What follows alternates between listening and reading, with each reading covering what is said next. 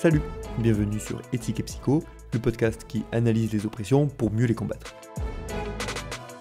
Comment fonctionne la morale humaine? Et qu'est-ce qui détermine nos valeurs morales? Pour analyser les discriminations et les idées politiques, il est essentiel de poser ces questions pour comprendre comment fonctionnent nos jugements moraux. Pour parler de tout ça, on reçoit Florian Cauvin, professeur de philosophie, qui réalise des recherches en psychologie morale et en philosophie expérimentale.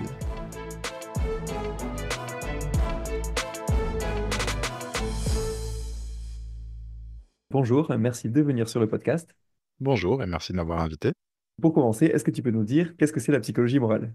Oui, alors l'expression psychologie morale, elle désigne deux choses différentes, donc il y a déjà une source de confusion.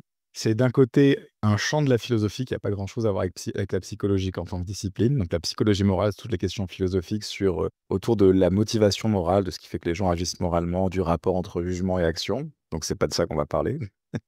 Et la psychologie morale, c'est aussi un champ de la psychologie en tant que discipline qui, s'intéresse au comportement et aux jugements moraux, qui sont 2 choses différentes, parce que des fois on peut juger sans agir et agir sans juger et qui a surtout en priorité étudié le jugement moral. Quels sont les ressorts psychologiques qui nous amènent à juger moralement quelque chose, à porter un jugement moral et voilà. Et du coup, toi, tu traites cette question notamment en faisant de la philosophie expérimentale. Et du coup, j'ai une question, parce qu'il y a un truc que j'ai toujours eu du mal à comprendre, c'est en quoi finalement, pourquoi on parle de philosophie expérimentale? Parce que finalement, les méthodes, c'est de la psychologie. Qu'est-ce qui fait que c'est quand même de la philosophie? Oui, alors les méthodes de la philosophie expérimentale, c'est celle de la psychologie ou d'autres disciplines des sciences humaines, ça peut être un peu plus large, mais effectivement, la philosophie expérimentale, c'est un mouvement qui est né dans les années 2000 et qui a surtout été motivé par le fait que, en philosophie, quand on argumente, beaucoup d'arguments se reposent sur ce qu'on appelle des intuitions. C'est-à-dire que on a un certain jugement, certaines certitudes après immédiates que les philosophes vont utiliser pour, soutenir ou discréditer telle théorie. Par exemple, l'exemple, hyper classique qu'on voit souvent en terminale, c'est, la théorie de Kant implique que c'est toujours mal de mentir et là, on vous propose l'exemple de Benjamin Constant. Imaginez maintenant qu'un ami arrive chez vous, il est essoufflé, en fait, il est poursuivi par quelqu'un qui veut le tuer. Il se cache dans votre salon. 5 minutes plus tard, le tueur potentiel sonne à la porte. Il dit: «Bonjour, est-ce que votre ami est là?» Et selon la théorie de Kant, on devrait soit rien dire, pour pas mentir, soit en tout cas dire la vérité. Voilà, l'un des 2. Et en tout cas pas mentir et dire: «Non, non, il est pas là, il est parti dans sa direction, tout va bien». Et en général, on donne cet exemple-là, en classe de terminale, parce que tout le monde est d'accord sur le fait que enfin quasiment tout le monde dit: «Mais oui, dans ce cas-là, il faut mentir, quoi». Et donc ça, c'est censé représenter une difficulté pour la théorie de Kant, parce qu'elle a une conclusion, une conséquence qu'on appelle contre-intuitive. On a des intuitions sur des cas comme ça, on a aussi des intuitions sur des principes, hein. Par exemple, des théories vont se construire sur des principes intuitifs, comme par exemple le fait que pour être, responsable, il faut agir autrement, voilà, hein. Et à partir des années 2000, en fait déjà dans la littérature, même avant, il y avait cette idée que des fois, quand vous avez une théorie et qu'il y a une intuition qui colle pas vraiment avec votre théorie, vous pouvez vous demander: «Est-ce que c'est vraiment intuitif? Est-ce que cette intuition, OK, bon, les gens ont cette intuition, mais est-ce qu'elle est pas en fait un biais? Est-ce qu'on peut pas la discréditer?» Et donc à partir des années 2000, des philosophes se sont intéressés justement à, étudier empiriquement, faire des études sur est-ce que ces intuitions sont partagées, hein? Donc on pourrait se demander, est-ce que vraiment les gens pensent que c'est mal, est-ce que vraiment les gens pensent qu'il y a aucun problème à mentir au meurtrier? Bon, il y a aucun problème, c'est pas un très bon exemple. Mais par exemple, il y a des intuitions un peu plus discutables sur lesquelles les philosophes s'appuient. Donc on peut regarder, est-ce qu'elles sont partagées? Est-ce qu'elles sont partagées dans la plupart des cultures ou est-ce que c'est juste les Anglais, ou les Allemands, qui trouvent ça intuitif? Et même si, bon, l'intuition existe, si elle est partagée, on peut toujours demander d'où elle vient, quelle est la source de l'intuition? Est-ce que cette source, c'est une source fiable ou est-ce que c'est un biais psychologique? Et dans ce cas-là, on peut discréditer l'intuition. Donc effectivement, techniquement, on va étudier des intuitions qui sont des phénomènes psychologiques mesurables. On va étudier on va utiliser les méthodes des sciences humaines et sociales et particulièrement de la psychologie. Donc c'est de la psychologie. Mais le but des philosophes expérimentaux, c'est d'en tirer des conclusions pour la réflexion philosophique. C'est de se dire: «Ah ah, mais en fait, cette théorie, les gens veulent pas y croire parce qu'on dit qu'il y a cette intuition, mais ça en fait, les gens ont pas cette intuition, par exemple. Ou alors cette intuition, elle est, pas fiable, elle est fragile, on peut facilement la manipuler, donc il faut pas la prendre en compte». Donc ouais, on peut dire que c'est des philosophes qui utilisent ces méthodes-là, mais toujours pour des fins philosophiques en général. Ouais, d'ailleurs, tu utilises le terme d'intuition, donc c'est un terme qu'on utilise beaucoup, le terme d'intuition morale, mais je pense Ouais. Ça doit pas être un terme qui parle forcément trop. Dans quel sens on utilise ce mot en philo? Il a 2 sens qui sont à peu près, qui sont proches. Il y a un sens dialectique, c'est-à-dire, le rôle que ça joue dans un débat philosophique. Une intuition, une proposition qui est intuitive, une idée qui est intuitive, c'est une idée que les gens vont accepter sans qu'on ait besoin de leur démontrer ou sans théorie derrière. Par exemple, quand j'essaie de réfuter la théorie de Kant en disant: «Bah, vous voyez, c'est clair qu'on a le droit de mentir au type qui vient à la porte demander si votre ami est là», j'ai pas besoin de vous donner une démonstration, j'ai pas besoin de vous proposer une théorie, de vous expliquer pourquoi c'est très bien de mentir au gars. Vous avez le sentiment tout de suite, puis on peut partir de ça comme base commune. Donc l'idée, c'est que l'intuition, c'est un peu ce qui joue ce rôle de socle commun à partir duquel on peut discuter les théories. Et du coup, il y a un sens un peu plus psychologique du mot intuition, mais qui est lié à ça. C'est l'idée qu'une intuition, c'est une proposition, une idée qu'on a envie d'accepter, mais sans forcément avoir tout un raisonnement explicite derrière. On est attiré par cette idée, on a envie de dire ça, on a envie de dire oui, oui, oui, ça c'est vrai, j'ai envie d'y croire. Mais on n'a pas, pas parce qu'on vient de faire un raisonnement, parce qu'on a collecté des preuves, parce qu'on a observé quelque chose. Juste le fait de réfléchir à cette idée, on se dit ah, elle a quand même l'air assez plausible, quoi. Voilà, donc c'est à peu près, cette définition-là. Bon, je prends toujours cet exemple parce que c'est celui que les profs de philo connaissent le plus, mais quand vous donnez aux élèves, l'exemple du meurtrier à la porte, ils ont pas besoin de réfléchir 50 ans pour délibérer, hein. C'est tout de suite, ils se disent: «Bah oui, c'est mal, quoi». C'est par exemple, qu'on essaie de réfuter l'utilitarisme et qu'on dit, ça aussi c'est un cas connu, hein: «Ouais, mais si vous êtes utilitariste, s'il y a un médecin qui a 5 patients qui ont besoin de 5 organes différents, qui vont mourir, puis il y en a un sixième qui vient à l'hôpital faire un check-up, il est en pleine santé».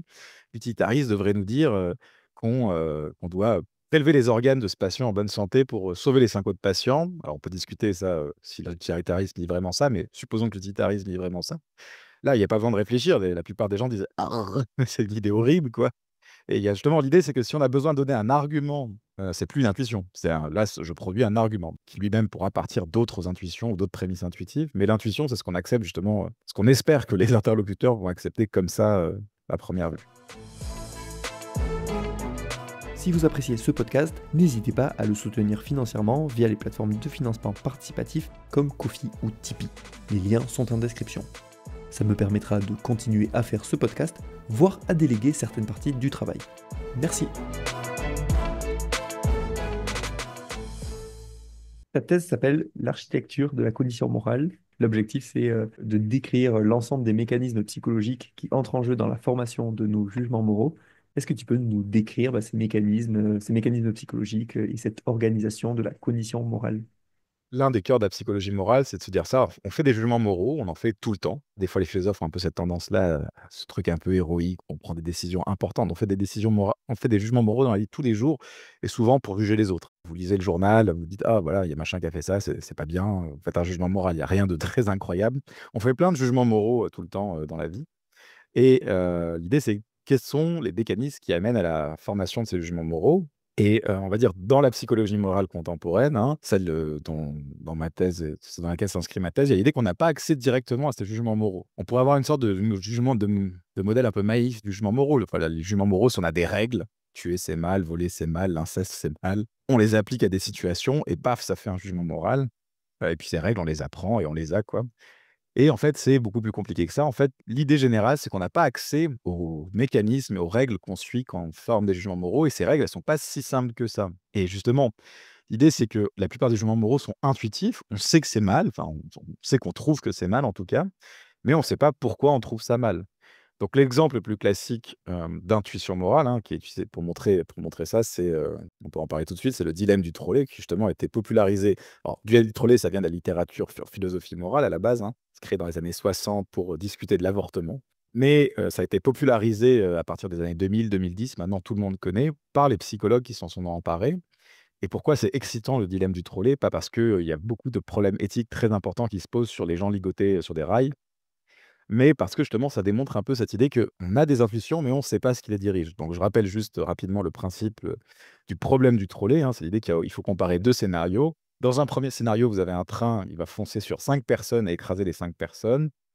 Mais vous ou, l'acteur, si vous préférez, le scénario à la troisième personne, peut sauver ces 5 personnes en détournant le train sur une voie secondaire, mais il y a une personne sur cette voie secondaire. Donc en gros, on détourne le train pour sauver 5 personnes et ça va en tuer une et la question c'est: est-ce que ce serait acceptable de faire ça? Et là, en fait, ce que disaient déjà un peu les philosophes dans leur fauteuil, mais ce qui a été confirmé justement par la psychologie morale, c'est qu'il y a beaucoup de gens qui trouvent ça plutôt finalement acceptable comme idée, quoi, de détourner ce train sur une personne pour en sauver 5. Donc on pourrait se dire, ah bah du coup, la règle, c'est facile, c'est quand il y a un certain nombre de personnes en danger, on peut sacrifier un plus petit nombre de personnes pour sauver un plus grand nombre de personnes. Et donc, l'autre version du dilemme du trolley, c'est ce qui est un peu plus glauque, où le train, il fond sur 5 personnes.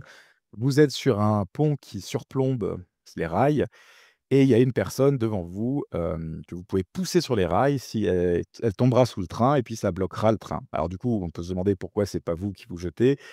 Donc on peut, élaborer ça de plusieurs manières. Disons donc que la personne devant vous, elle a un énorme sac à dos et c'est ça qui va permettre à son corps d'arrêter le train quand il va se prendre dans les roues. Vous n'avez pas le temps de détacher le sac à dos pour vous le fixer sur vous-même et vous jeter sous le train, bien sûr. Donc la seule chose à faire, c'est de pousser la personne sous le train et là, bon, en gros, 80 des gens disent: «Non, ça, ce n'est pas vraiment une idée très acceptable». Et ce qui est intéressant, c'est qu'il y a des études en psychologie morale qui ont étudié ça, qui trouvent que cette différence, elle se retrouve dans beaucoup de pays et beaucoup de cultures. À des fois, il y a la taille varie un peu, mais en général, on retrouve.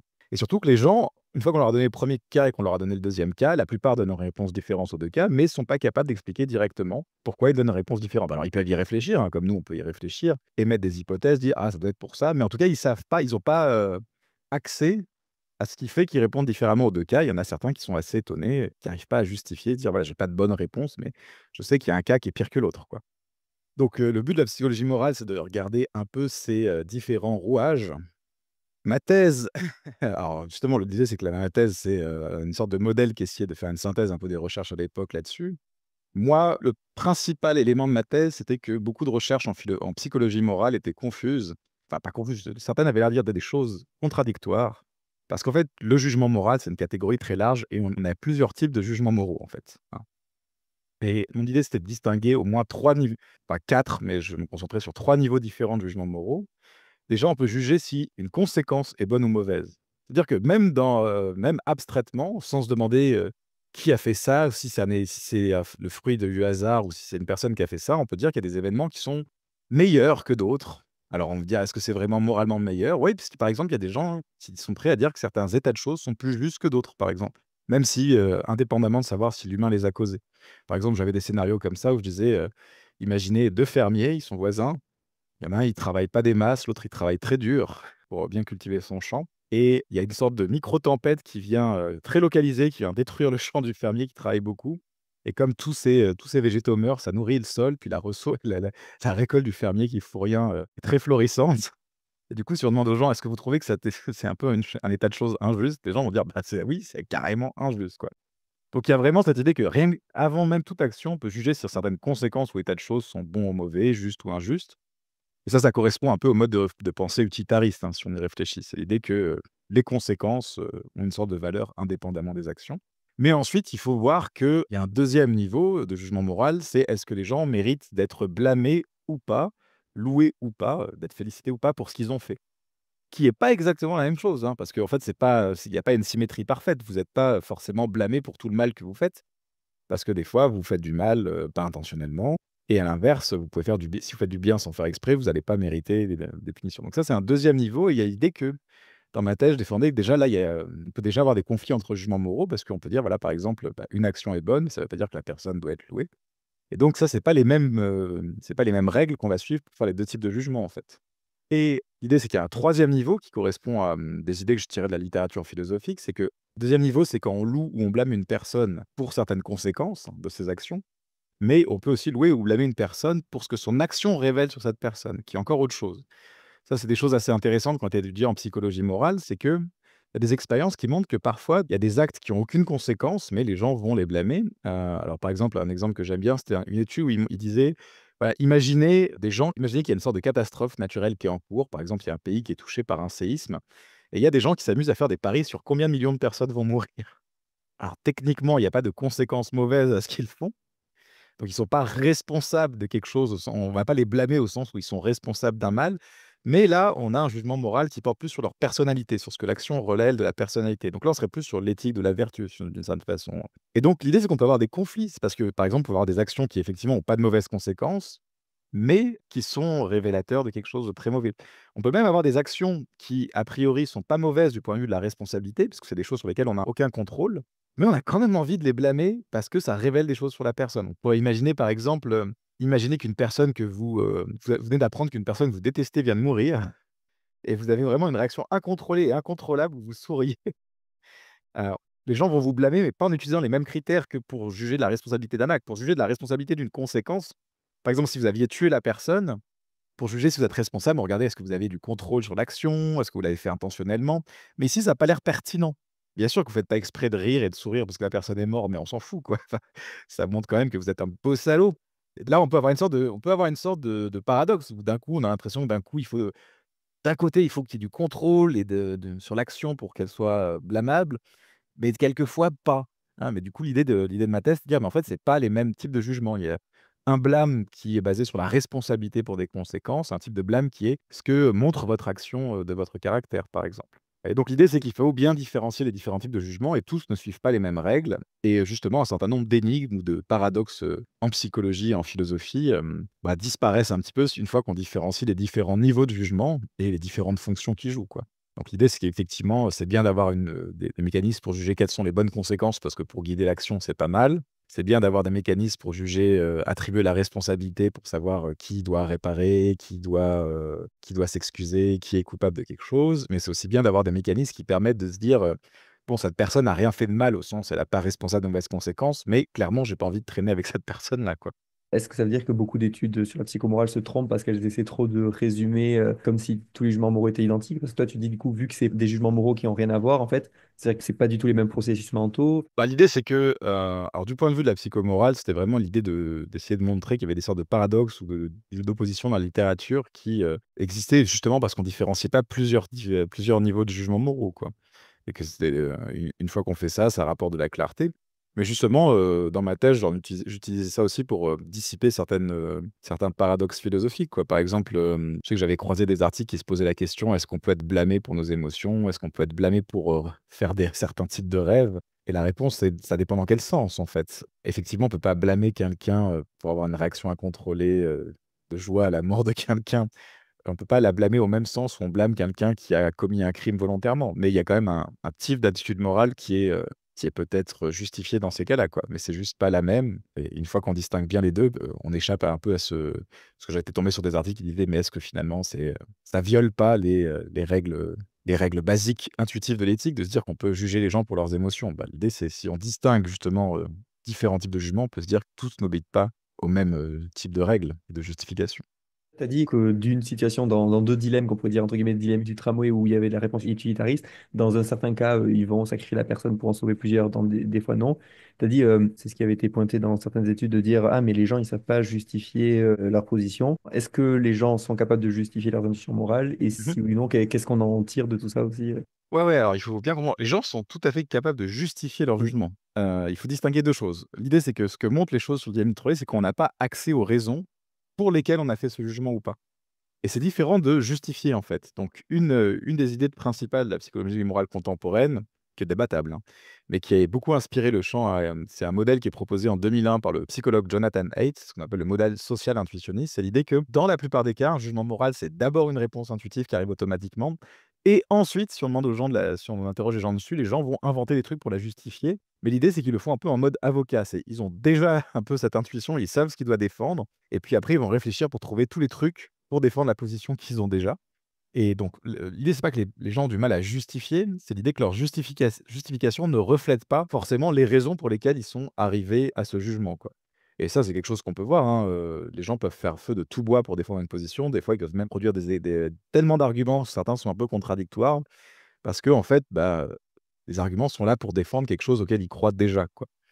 Un exemple que j'utilisais, peut-être dans ma thèse, je me rappelle plus si je l'ai mis, mais qui à l'époque était intéressant, c'était, il y avait tous ces débats en France sur, l'abattage, de la viande halal et puis, d'un coup, on voyait, les gens, du Front national encore à l'époque, je pense, qui argumentaient qu'il fallait vraiment arrêter, ce genre de pratique à cause de la souffrance que ça causait aux animaux, quoi.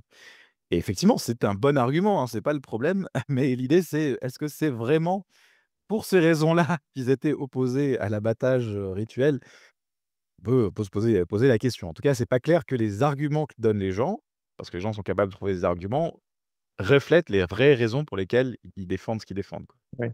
Ça, c'est intéressant, ça se recoupe pas mal avec toutes les études en psychosocial sur la dissonance cognitive, donc des sujets que moi je traite pas mal sur la chaîne, et où effectivement on voit que les gens ils ont déjà certaines valeurs ou certains comportements et qui vont venir justifier, et que finalement le discours c'est un discours un peu ad hoc qui vient rationaliser quoi, les idées qu'on a. Et du coup, ce qu'on peut en tirer de ça, c'est que les gens, dans certaines études, finalement, quand on leur demande des raisons, en fait, on mesure pas. Ouais, on n'arrive pas à atteindre finalement les raisons qui ont vraiment motivé leur choix. On évalue en fait la capacité qu'ils ont à justifier ce qu'ils ont fait ou dit. Mais du coup, ça veut dire que je crois que c'était un des propos, je crois, de Jonathan Haidt ou de certains de dire mais du coup, vu qu'on teste juste la capacité à rationaliser, en fait, on n'a pas vraiment accès à quelles sont vraiment les raisons. Mais finalement, est-ce qu'on a quand même des moyens de savoir, outre Mmh. la justification, il y avait quand même il y a bien une raison qui font qu'ils ont dit ça, ou qu'ils ont eu telle ou telle intuition morale, quoi. C'est ça, l'idée, c'est qu'on veut savoir pourquoi les gens, par exemple, dans le cas du trolley, pourquoi il y a un cas qui est jugé pire que l'autre. L'idée méthodologique, qui s'impose dans les années 2000, justement, parce qu'il y a toute cette inspiration de la psychologie sociale dont tu as parlé, c'est, cette idée qu'on va pas y arriver en demandant aux gens de nous expliquer pourquoi ils font ça, quoi. Tu peux pas faire ça juste avec une méthode qualitative, entretien, ça, tu vas juste interroger les gens sur leur capacité à se justifier, quoi. Ce qui est pas la même chose, hein, parce que, tout le monde n'a pas la même capacité, donc forcément, si tu fais ça, tu vas avoir des différences, par exemple, pour les gens qui ont eu des études ou pas. Par exemple, mettre dans les études sur le dilemme du trolley, que je disais, les gens ont du mal à trouver une justification, mais, il y avait une différence. Ceux qui ont fait des études de philo trouvaient, plus facilement une justification. Alors c'est pas clair qu'ils étaient meilleurs à savoir pourquoi ils jugeaient comme ils jugeaient, mais en tout cas, ils étaient meilleurs à trouver: «Ouais, non, mais c'est pour ça».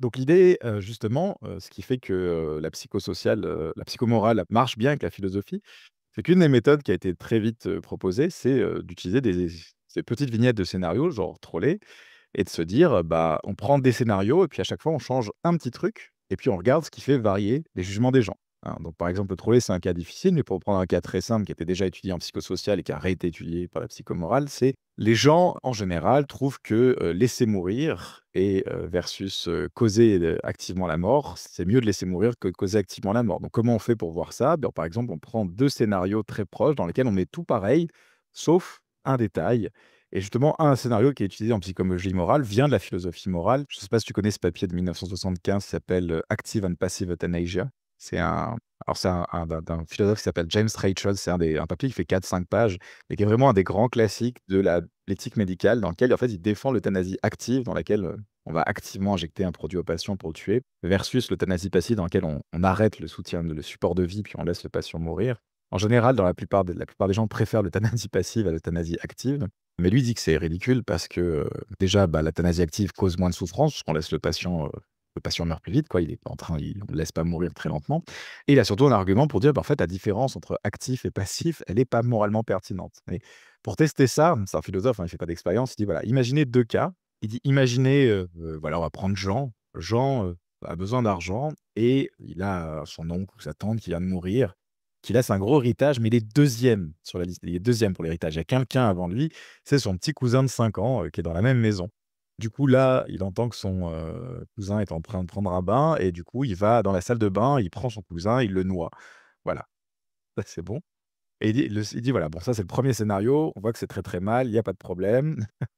Maintenant, deuxième scénario, c'est Jean, il est deuxième pour l'héritage, c'est son cousin qui doit hériter, il entend que son cousin est en train de prendre un bain, il entre dans la salle de bain avec l'intention de le zigouiller, et là, au moment où il rentre, son cousin, pour une raison qui a rien à voir avec Jean, glisse, s'assomme et tombe dans la baignoire, la tête dans la baignoire, et donc s'il le laisse mourir sans le sauver, bah, il va mourir.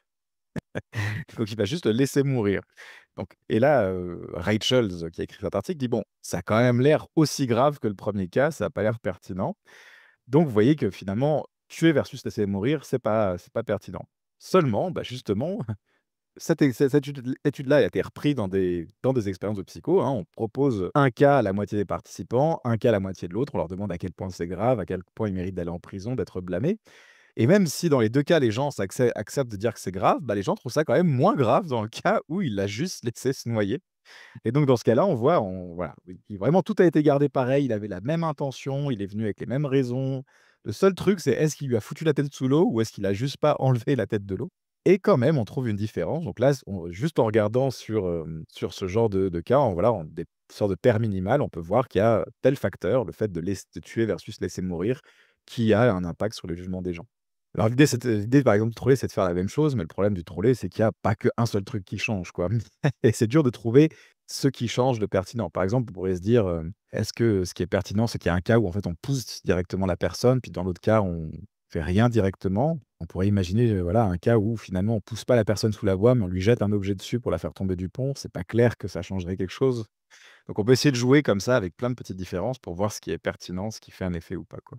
Et du coup, ouais, c'est pas forcément évident d'accéder au processus, mais en tout cas, on a des tendances générales, comme tu disais, le fait qu'on préfère laisser mourir que tuer directement. C'est une tendance qu'on retrouve partout, quelles que soient les cultures, tout ça, ou... Alors ça, c'est intéressant, alors c'est un peu comme le trolley, tu vois? L'idée, c'est comme je te disais, en fait, c'est un truc qui est assez universel sans vraiment l'être. C'est dans le sens où, par exemple, reprenons le cas de je pense qu'on peut l'expliquer avec le cas de l'euthanasie passive versus active. L'idée, c'est que tu trouves des pays qui interdisent les 2, pour lesquels les 2 sont graves. Tu trouves des pays qui autorisent les 2, qui autorisent l'euthanasie active et passive, mais tu trouves des pays qui autorisent la passive, mais interdisent l'active, mais tu trouves pas de pays qui autorisent l'active et interdisent la passive. C'est un peu comme s'il y avait cet ordre lexical, si tu veux, où passive, c'est Mhm. toujours mieux qu'active.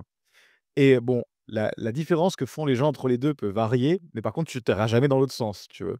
Bah, c'est un peu pareil pour le troller, c'est l'idée que les gens trouvent ça, en général, toujours pire de pousser que de détourner. Il y a aucun Je crois qu'il y a aucune étude qui trouve une culture dans lequel c'est le contraire, mais l'intervalle entre les 2 peut varier. Et de la même façon, bah, tuer, laisser mourir, c'est très variable, mais tu as jamais un paire des gens qui pensent que, laisser mourir, c'est pire que tuer, tu vois? Et là, c'est intéressant parce que sur tuer et laisser pourrir, on a quand même laisser mourir, pardon.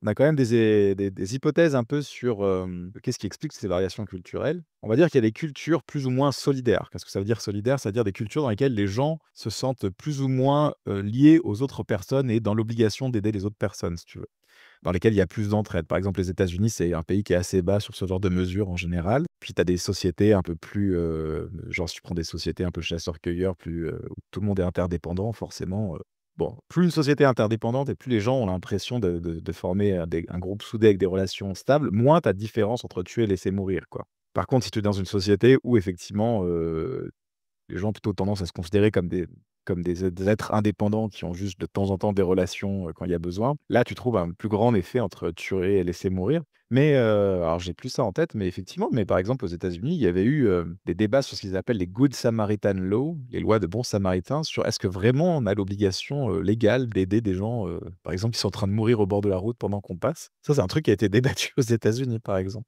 Pour eux, c'était pas évident qu'on ait ce devoir-là, quoi. Dans ce cas-là, clairement, on est dans une société pour laquelle laisser mourir et tuer, ça peut avoir une grande différence. L'idée de, parce que c'est un truc qu'on entend, enfin, en France en tout cas, ou je connais pas dans les autres pays, mais l'idée de non-assistance à personne en danger. Voilà, exactement, c'est ça. C'est-à-dire qu'il Heu, il y a des cultures où cette idée de non-assistance à personne en danger, ça fait pas trop sens, quoi. Bah, je pense que ça fait sens un peu partout, mais c'est encore une fois, c'est une question de degré, tu vois? Je pense qu'il y a des que l'idée fait sens, que c'est pas GG de pas aider, les gens en danger, mais à quel point c'est moralement outrageant, ça peut varier, quoi. Mais pour revenir sur les causes, donc c'est pas évident de savoir pourquoi les gens ils ont telle ou telle opinion, enfin, ou idée morale. Mais est-ce qu'on a quand même un peu des moyens de savoir d'où viennent les valeurs morales? Est-ce que ça vient plus des émotions? Est-ce que ça vient est-ce que c'est un construit social? Est-ce que ça vient de la société? Voilà, qu'est-ce qui cause nos valeurs morales, quoi? Ouais, alors déjà dans la question, en fait, il faut distinguer 2 niveaux. Quand on parle des causes des valeurs morales, pour reprendre un langage qu'utilisent les évolutionnistes en biologie, c'est les causes distales et les causes, un peu distantes, si tu veux, les causes proximales, celles qui sont directement pareilles. Par exemple, on peut tout à fait penser que ça vient des émotions et de la société. On peut dire que la Mm. société nous apprend des normes et que ces normes, elles sont encodées dans notre esprit et elles s'expriment sous forme d'émotions, tu vois? Donc ça serait, 2 stades différents. Bon, déjà, c'est clair que ça vient de notre culture, de notre éducation, de notre milieu social. Donc ça, bah, mais après tu trouves là, tu as pas un consensus, mais tu trouves je veux dire un continuum de vues selon lesquelles il y a ceux qui pensent que c'est vraiment, il y a rien, tout ce qu'on a d'inné. Par exemple, un philosophe français qui s'appelle Édouard Machery, lui, défend l'idée que la seule chose innée qu'on a, c'est la capacité à prendre des normes, quoi. Et on est fait pour absorber un peu les normes de notre environnement, puis c'est ce qu'on fait, chloup.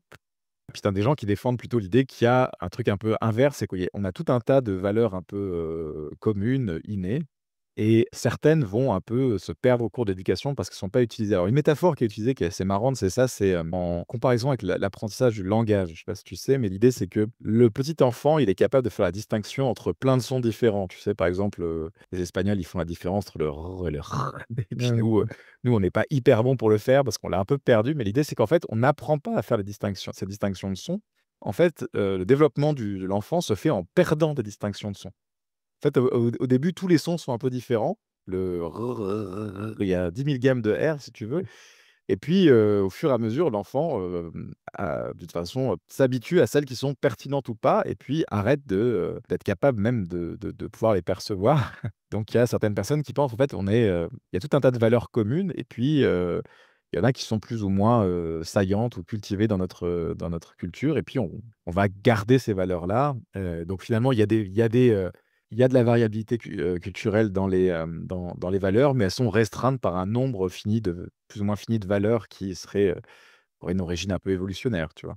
Ensuite, il y a l'idée que même des gens avec des valeurs pareilles, des valeurs semblables, peuvent avoir des, jugements très dissemblables, dans le sens où, pour juger, il ne faut pas seulement avoir une valeur, il faut l'appliquer à une interprétation de la situation et on peut avoir les mêmes valeurs, mais des interprétations de la situation très différentes. Un exemple classique, alors qui vient pas de la psychologie morale, mais plus de la psychopolitique et sociale, c'est l'idée que, encore une fois, on a l'impression qu'il y a, pas mal de différences entre Américains et en tout cas Europe, en tout cas, il y a encore quelques années, sur l'idée que, à quel point on a le devoir d'aider les personnes dans le besoin, d'être solidaire envers les plus pauvres et cetera. Alors on pourrait se dire peut-être que c'est parce que les valeurs des 2 pays sont différentes, mais certains psychologues défendent l'idée que, en fait, finalement, les valeurs profondes des 2 cultures sont pas vraiment différentes, hein. Les 2 s'accordent sur le fait qu'il faut aider les gens dans le besoin, mais si c'est des personnes qui ont essayé de s'en sortir, quoi. Si elles sont pas responsables de leur, parce que ça, c'est un truc qu'on retrouve souvent, hein. Si on juge que les gens sont responsables de leur sort, on a moins envie de les aider et en fait, peut-être que ce qui différencierait, par exemple, l'Américain moyen de l'Européen moyen, c'est que, c'est pas les valeurs morales, mais c'est les croyances sur les causes de la pauvreté, quoi, sorte de croyance factuelle sur le fait que, est-ce que les pauvres sont responsables de leur situation, quoi? Et les Américains sont plus enclins à dire oui. Et il y a vraiment une sorte d'expérience de psychosocial comme ça où si on leur donne des scénarios dans lesquels on a vraiment bien tout expliqué pour dire, à quel point la personne est responsable ou pas, qu'on égalise tout, bah, les différences de valeurs, en fait, ont tendance à vraiment, diminuer et donc là, on pourrait avoir l'impression de valeurs différentes, mais c'est que ces valeurs sont appliquées à travers des interprétations différentes du monde auquel elles s'appliquent, quoi. Ouais, ça veut dire que les idées politiques, pour mettre de mêmes idées, ça pourrait être soit causé par des valeurs, donc du normatif, je pense que c'est normal qu'il y ait des inégalités et tout ça, quand bien même c'est pas juste, et d'autres causes qui pourraient être les croyances, donc de l'ordre de, par exemple, je pense que le monde est juste, le mérite, tout ça, donc c'est normal Ouais, que ce soit comme exactement, ça. c'est Ouais. ça, ouais, par exemple, on pourrait avoir 2 personnes qui ont des avis très différents sur est-ce qu'il faut taxer plus les riches et que ça soit pas tant sur des valeurs morales que sur, ce qu'ils pensent quelle est la contribution des personnes riches à leur richesse, à quel point ils sont responsables de leur succès ou pas, à quel point c'est de la chance et cetera, oui. Tu as donné l'exemple, les perspectives un peu, avec, on va dire, les deux extrêmes du pôle qui seraient donc les gens qui seraient un peu tabula rasa, quoi, c'est vraiment quasiment Ouais. que le social qui explique, ou que le biologique. Ta position à toi, elle est, enfin, j'imagine qu'elle est un peu entre les deux, mais comment tu. Ma position, c'est qu'il y a un certain nombre de normes innées, mais qui sont, déjà dans un premier temps, qui peuvent s'appliquer différemment en fonction de l'environnement qu'on a. Par exemple, je pense que, sur la plupart des êtres humains, si on regarde pas les cas pathologiques, il y a vraiment cette idée qu'il faut contribuer au groupe auquel on appartient, faut respecter, faut pas porter atteinte, aux gens qui font partie de notre groupe et donc il y a au moins un groupe, dans lequel il faut respecter les individus, au sens, ne pas leur porter atteinte, faut les aider, faut les assister quand ils sont en danger et cetera. Mais déjà, tu vois, là, tu peux avoir une différence sur quel est le groupe de référence auquel tu t'identifies. Ça, c'est quelque chose qui est assez intéressant, hein. C'est-à-dire que, on voit bien que, ça je veux dire, c'est un truc que la psychosociale sait depuis toujours, hein. On donne plus d'importance aux gens de notre groupe, Et biais de favoritisme en deux groupes. ouais, après on appelle ça biais, mais c'est pas forcément une erreur, tu vois? Je pense pas que c'est un bug, je pense que c'est une feature du truc, quoi. On a été fait pour vivre dans des groupes sociaux et donc pour s'intégrer dedans et collaborer avec les autres personnes et du coup, 2 personnes peuvent avoir un peu, tu vois, ce truc-là. Tout je pense que la plupart des humains ont ce truc-là de base, mais ça va l'idée, c'est qu'est-ce qu'ils vont fixer comme groupe pertinent pour leur groupe, tu vois? Je pense qu'il y a des gens pour qui leur groupe, c'est, l'humanité tout entière. Tu as des expériences un peu en psychologie là-dessus avec des mesures sur, à quel point les gens pensent maintenant que leur groupe, est-ce que pour eux ils se voient plus comme, français que comme, humains, tu vois? Et je pense qu'il y a des gens pour qui, oui, effectivement, leur pays, oui, c'est leur pays, quoi, mais on est tous humains, on fait partie tous du même groupe, tu vois? Il y en a même qui étendent ça peut-être aux animaux, aux mammifères et cetera. Puis clairement, il y a des gens pour qui le groupe de référence est beaucoup plus petit, tu vois? Hein, voilà, moi j'ai un devoir envers mon groupe et les autres, ben, tu vois, j'ai clairement pas les mêmes devoirs envers eux Et tu vois, je pense que à la base, ces gens-là, ils ont le même truc cognitif, hein. Ils sont nés avec un esprit qui est là pour identifier un groupe auquel ils appartiennent et développer des valeurs qui visent à collaborer avec ce groupe, à respecter les individus de ce groupe. Mais dans leur éducation, dans leur vie, ils vont fixer différemment le groupe de référence. Donc ça va amener à des visions du monde, radicalement différentes finalement, mais à partir d'un mécanisme commun. Et ça, je trouve, donc ma position plus ou moins, c'est ça, c'est que on a un ensemble de mécanismes communs, mais l'être humain étant capable d'interpréter le monde de plein de façons différentes, ces choses-là vont amener à ces mécanismes vont s'appliquer de façon très différente et arriver à donner des choses qui ont l'air profondément différentes alors que ça s'appuie sur les mêmes mécanismes de base, quoi.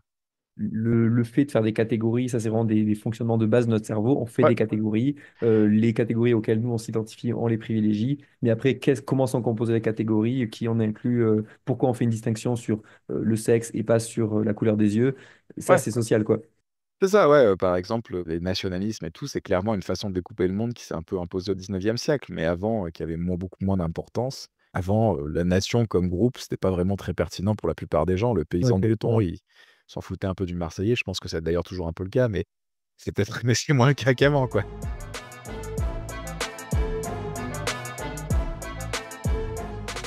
Par rapport au terme valeur morale qu'on Mmh. utilise, ce terme il peut être un peu polysémique. Et est-ce qu'il y a une différence entre l'usage qui est fait en psychologie et l'usage qui est fait en philosophie? Bah, ça dépend, valeur ou morale? On va commencer par valeur, c'est plus facile.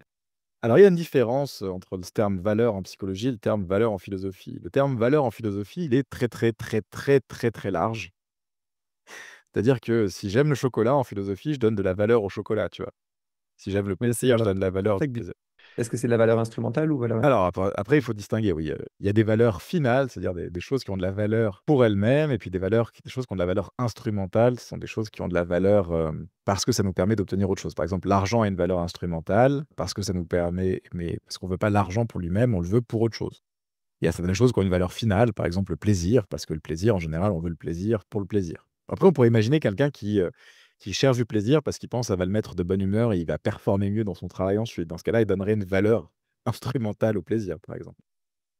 C'est un peu différent de valeur intrinsèque et extrinsèque parce que, l'idée, c'est que une valeur extrinsèque, une valeur intrinsèque, c'est quelque chose qui dépend uniquement de ce qu'il y a dans l'objet, si tu veux, des propriétés de l'objet et la valeur extrinsèque, c'est quelque chose qui dépend de choses qui ne sont pas dans l'objet et on pourrait avoir des choses qui ont une valeur finale mais extrinsèque. Donc par exemple, j'ai vu un talk où quelqu'un défendait l'idée que, par exemple, les des objets qui ont une, valeur sentimentale, c'est des objets auxquels on donne une valeur finale. Par exemple, beaucoup d'objets qu'on garde qui ont une valeur sentimentale, on les garde pas parce qu'ils servent à quelque chose, mais juste parce que c'est cet objet.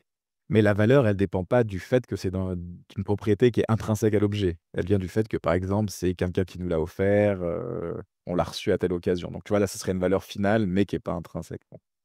Donc il y a toutes ces distinctions que les philosophes font. Les psychologues, font certaines d'entre elles dans une certaine façon, hein. Ils distinguent l'idée qu'il y a des choses qu'on cherche pour elles-mêmes, puis des choses qu'on cherche pas pour elles-mêmes.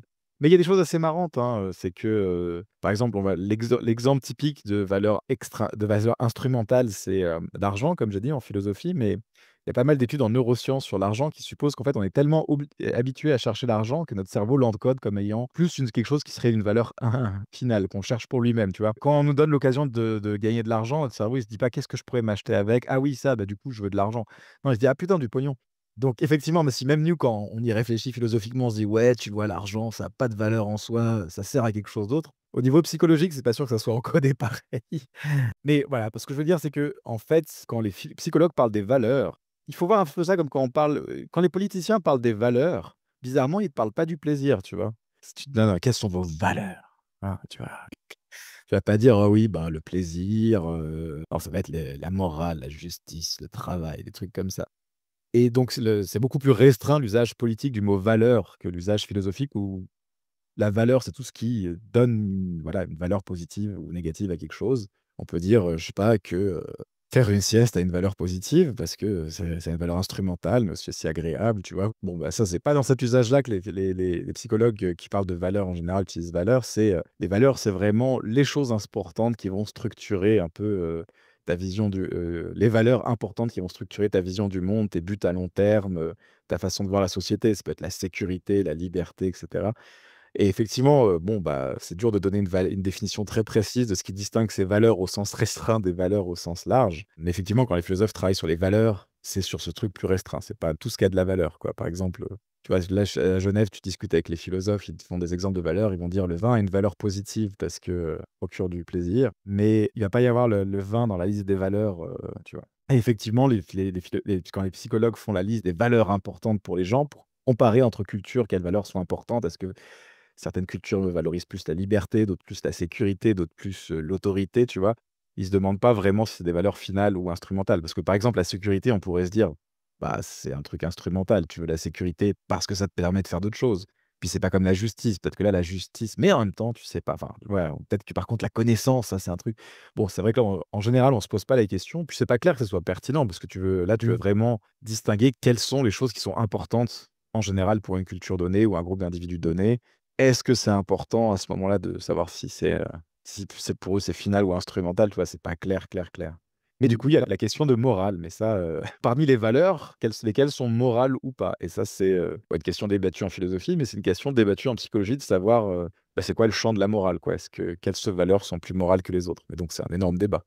Donc si on revient toujours dans les années 2000, quand il y a eu un peu ce reboot ou ce boom de la psychologie morale, quelque chose qui a été beaucoup discuté, c'est quand on regardait comment les psychologues avaient étudié la morale jusque-là. Donc jusque-là, ça avait beaucoup été étudié dans le cadre du développement. La partie de la psychologie qui avait vraiment travaillé sur la morale, c'était la psychologie du développement. C'est-à-dire comment la morale se développe du petit enfant à l'adulte, comment on apprend la morale. Et en fait, si tu regardes là-dedans, la plupart des définitions de la morale, et même aujourd'hui, hein, par exemple, si tu regardes les théories de comment la morale a évolué, il y a vraiment l'idée qu'on va définir la morale comment? La morale, c'est ce qui concerne la coopération et notre comportement envers les autres. L'idée, ce qui serait que parmi toutes les valeurs qui existent, parmi toutes les normes qui existent, parmi toutes les règles qui existent, celles qui sont morales, c'est celles dont le sujet, c'est la façon dont on traite les autres, tu vois? C'est notre rapport à autrui, c'est ne pas faire de mal à autrui, ne pas voler les possessions d'autrui, respecter autrui, être juste, c'est-à-dire trouver le bon équilibre entre nous et autrui, et cetera. Et cette définition de la morale comme centrée autour de la coopération et des relations entre moi et les autres, elle a été, très disputée dans les années, 2000 justement, par Jonathan Haidt qui a essayé de développer l'idée qu'en fait, effectivement, c'est une part de la morale, c'est une part très importante de la morale, toutes ces questions sur, comment traiter autrui, ne pas faire de mal à autrui, respecter autrui, être juste envers autrui, mais c'est qu'un petit bout, hein, de la morale. Il y a des choses morales qui n'ont rien à voir avec ça. Et donc il a fait tout un tas d'études qui sont assez connues dans lesquelles il a, développé ce qu'il appelle des crimes sans victime. Alors qu'est-ce que c'est un crime sans victime? C'est un truc que les gens vont trouver mal, même si ça fait de mal à personne, hein, a priori. Donc il y a plein de scénarios qui sont, légendaires et toujours, pas facile à raconter, en psychologie morale. L'un des plus connus, c'est l'histoire de voilà, on va l'appeler Bob. Bob s'ennuie un peu chez lui, il se rappelle qu'il a un poulet au frigo qu'il n'a pas encore fait rôtir, donc un poulet mort, hein, puis décide justement d'avoir des relations sexuelles avec le poulet mort. Voilà, c'est le scénario, hein, c'est comme ça, bon appétit. Est-ce que c'est mal ce qu'a fait Bob? Alors les gens sont pas d'accord, c'est un scénario très controversé, mais il y en a quand même un certain nombre qui disent: «Oui, c'est mal», hein. Et là, la question que Abe pose, c'est: «Oui, mais regardez, ça a fait du mal à personne». Alors on peut dire: «Le poulet, il est mort, ça a fait du mal», mais dans ce cas-là, il n'a pas eu plus mal que si vous l'aviez mangé, donc ça a pas l'air d'être ça qui dérange les gens, parce que si j'avais raconté le scénario, Bob se fait un poulet rôti, parce qu'il a faim, ça aurait pas suscité les mêmes réactions, quoi. Donc voilà, il crée d'autres scénarios comme ça, hein, on peut imaginer d'autres scénarios. Un autre scénario qu'il prend, c'est imaginer quelqu'un, qui fait le ménage chez lui, il doit récurer ses toilettes, parce que ça fait longtemps qu'il a pas fait, il a besoin d'un tissu assez épais et râpeux et il sait pas quoi utiliser. Il se trouve qu'il a un vieux drapeau national dont il fait jamais rien, peut-être qu'il l'avait acheté pour un du monde de foot il y a longtemps. Bah, il décide d'utiliser le drapeau national pour récurer ses toilettes. Hop! Est-ce que c'est mal? Alors là, bah, vous avez peut-être moins le sentiment, mais en tout cas chez les Américains, ça marche assez bien. De la même façon, vous pouvez dire, voilà, quelqu'un qui est dans un cimetière et qui pisse sur une tombe parce qu'il a envie de se, libérer, il a très envie. Est-ce que ça fait du mal à quelqu'un? Non. Est-ce que c'est mal? Ben, quand même, quoi, hein, c'est un peu dur, quoi.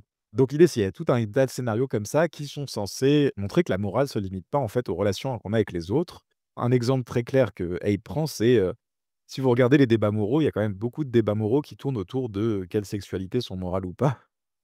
Et c'est pas clair que ça alors, des fois la sexualité, ça touche aux autres, hein. Par exemple, si on dit que le viol, c'est mal, hein, c'est facile à rentrer dans l'idée qu'il faut respecter les autres. Mais bon, par exemple, si vous dites comme Kant, par exemple, que, la masturbation est l'un des actes les plus moralement les plus horribles, pire même que le suicide, pour reprendre les paroles du grand philosophe allemand. Là, c'est pas clair qu'on est en train de, par définition, toucher à une action qui concerne les autres. Donc à partir de là, il y a eu des débats sur, alors ce qu'a proposé Haidt, qui est un modèle très débattu, c'est que la morale, en fait, ce qu'on appelle morale, ça recouvre plusieurs types de valeurs qui ont différentes sources psychologiques. C'est pas un tout unifié. Alors lui, il a proposé, une division en 5 parties pour commencer. Il dit: «Voilà, il y a, des choses qu'on condamne moralement ou qu'on approuve parce que en fait, elles font du mal ou du bien aux autres». Donc là, les bases, ça va être plutôt la compassion, hein, on va condamner certaines actions parce qu'elles font du mal aux autres, puis on perçoit ce mal comme étant mauvais ou à l'inverse, on va, percevoir certaines actions comme étant bonnes, parce qu'elles font du bien aux autres, parce qu'on partage un peu ce plaisir. Va y avoir quelque chose qui est plutôt un sens de la justice, qui est pas juste le fait de faire du mal ou pas, hein. L'idée que les gens méritent certaines choses et que du coup, il faut donner aux gens qui méritent plus, et cetera. C'est le deuxième pilier. Le troisième pilier, c'est l'idée qu'en fait, des choses qu'on va avoir avec le respect de la communauté, mais que, dans le sens où la communauté n'est pas juste l'ensemble des gens avec qui on vit avec, c'est quelque chose qui existe en plus des gens qui existent avec. Par exemple, quand vous dites: «Il faut, aimer la France, il faut respecter la France», vous parlez pas des Français, hein. Par exemple, quand les gens disent: «Voilà, j'aime la France», ils veulent pas forcément dire qu'ils aiment tous les Français. Ils aiment la France, hein, c'est un truc un peu différent. Et donc ça, c'est une partie de la morale, c'est respecter un peu le tout dont on fait partie, aimer le tout dont on fait partie, donc il appelle ça l'éthique de la communauté. Ensuite, il y a ce qu'il appelle l'éthique de l'autorité, hein, donc ça, c'est l'idée qu'il y a tout un tas de jugements moraux qui ont à voir avec le fait de respecter sa place dans la société. Voilà, par exemple, c'est très bizarre cette idée, on parle toujours: «Il faut respecter les aînés». On a envie de dire: «Bah oui, parce qu'il faut respecter tout le monde, quoi».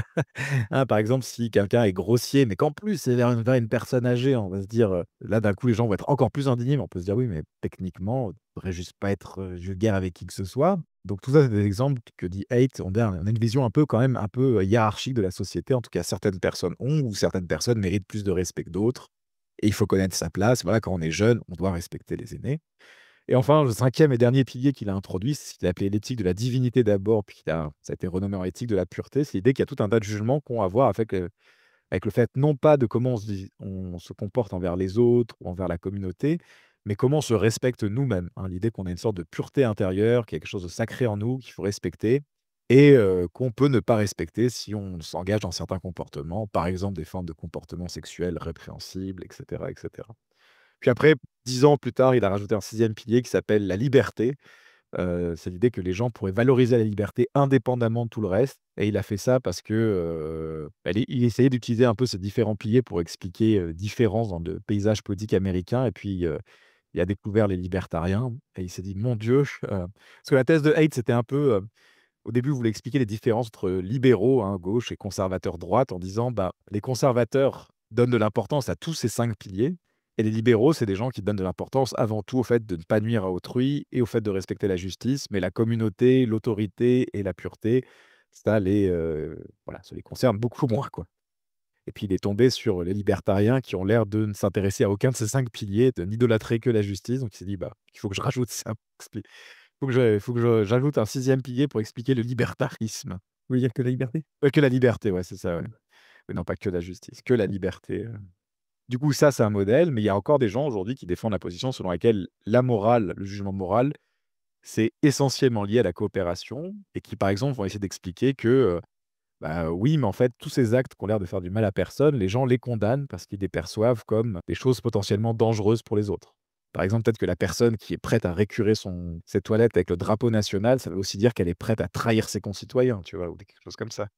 Et là, dans ce cas-là, est-ce que les études ont permis de, je sais pas, de donner plus raison à Jonathan Haidt ou plus raison à ceux qui l'ont contredit? Bah, je te dirais que c'est un débat en cours. Il y a pas mal d'études qui montrent, alors c'est justement, ça c'est bien, ça vous permet de lier un peu à ce qu'on a dit avant.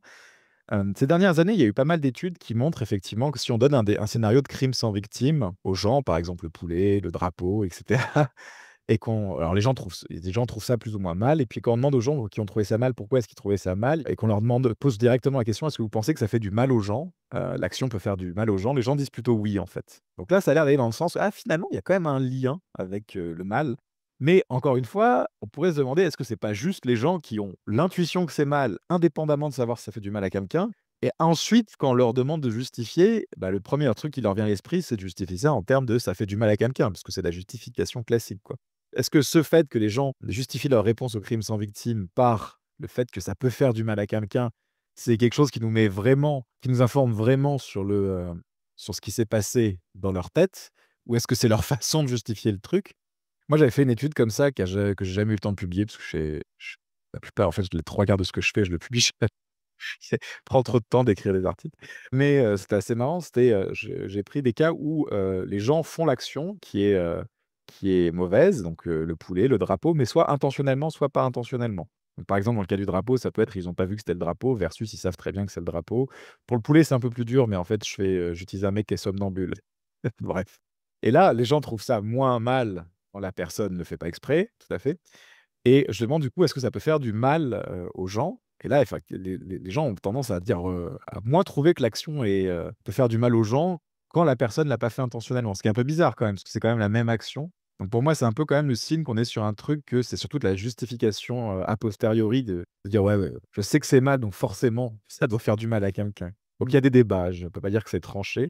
J'avoue que j'ai du mal alors moi-même, je défends une vision un peu, unifiée de tout ça, mais j'ai quand même du mal avec cette idée selon laquelle on pourrait expliquer tous les crimes sans victime en disant: «Ah, les gens voient que ça peut faire du mal à quelqu'un», quoi. En tout cas, j'ai du mal à penser que ce serait l'explication de pourquoi ils le condamnent parce que en fait, tu peux donner n'importe quelle action aux gens, si tu leur laisses réfléchir, je pense qu'ils peuvent trouver que ça peut faire du mal à quelqu'un, quoi. Et ils vont pas pour autant tout condamner, quoi. Je pense que c'est plus, vraiment une façon de justifier, leur condamnation.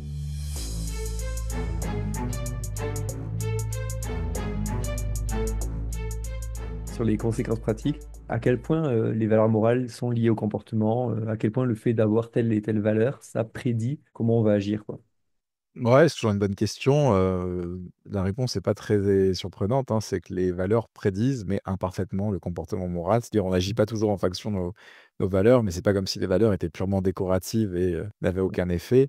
Donc par exemple, un exemple, nous, on avait fait des études pendant le covid où on avait pris justement, les fondations morales de John H. Je te dis, il y a ces 5, 6 piliers maintenant Ouais. avec la liberté, et en fait, il y a une sorte de petit questionnaire qui existe qui a fait dans pas mal de langues, parce que ça a été testé dans plein de pays pour tester le poids respectif que les gens donnent à ces différentes choses. Et je sais que moi, pendant le covid, on avait regardé un peu ce qui prédisait l'intention des gens, parce que dur de on pouvait pas vraiment mesurer le comportement, mais en tout cas, l'intention des gens de respecter les normes de sécurité, de pas trop sortir, de mettre un masque, et cetera. Et on avait vu qu'une des choses qui prédisait massivement ça, c'était, le fait de donner de l'importance, justement à ce premier pilier qui était de pas faire de mal aux autres, en fait. Et à l'inverse, j'ai un collègue, qui s'appelle Nick Bird qui a fait ça en Amérique et lui, il trouvait qu'un truc qui prédisait négativement le fait de pas respecter ces choses-là, c'était de donner beaucoup d'importance à la liberté, quoi.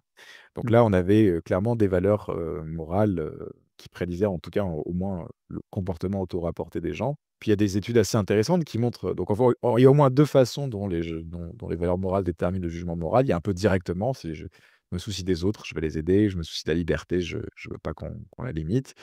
Et puis, de façon un peu plus indirecte, des fois, on se force à essayer de rester en ligne avec nos valeurs morales pour éviter d'être en désaccord avec nous-mêmes. Donc, des études assez marrantes qui ont été faites comme ça en psychosocial où justement, les gens, des fois, sont un peu égoïstes, il y a pas de problème avec ça, mais ils ont plus de facilité à être égoïstes s'ils sont capables de se dire qu'ils l'ont pas été. Ouais, donc rien que ça, c'est un peu l'hommage que le vice rend à la vertu, hein, pour reprendre une formule célèbre. Donc c'est des expériences un peu comme ça où, on accueille le participant dans une salle de test, il sait pas trop pourquoi il vient. On lui dit: «Ah bah, en fait, on attend plusieurs participants parce qu'on a plusieurs études à faire». On lui présente les différentes études, on va commencer disons qu'il y a 2 études différentes dans lesquelles il peut participer pour simplifier. Il y en a une qui a l'air assez sympa et courte, et il y a une qui a l'air vraiment très, très chiante et longue et on dit aux gens: «Bon bah, du coup, vous voulez choisir laquelle?» Et il y a 2 conditions. Il y a des conditions dans lesquelles on demande aux gens, de choisir, comme ça, de faire le choix directement. Il y a des cas où on leur dit: «Ah, vous pouvez choisir ou vous pouvez tirer à pile ou face». Et quand les gens choisissent sans avoir la possibilité de tirer à pile ou face, ils choisissent plus souvent, le cas où c'est pas sympa pour eux, hein, c'est-à-dire qu'ils sacrifient. Mais quand on leur donne une pièce leur donnant la possibilité de tirer à pile ou face, bizarrement, bah, ils se retrouvent, beaucoup plus, très souvent dans la tâche, qui est facile et sympa. Ce qui suggère qu'en gros, ils font un peu semblant de tirer à pile ou face et puis ils se dire: «Ah, oh, c'est pile, j'avais dit quoi? Ah ouais, ouais, j'avais dit que c'était la tâche facile, go, go». Tu vois?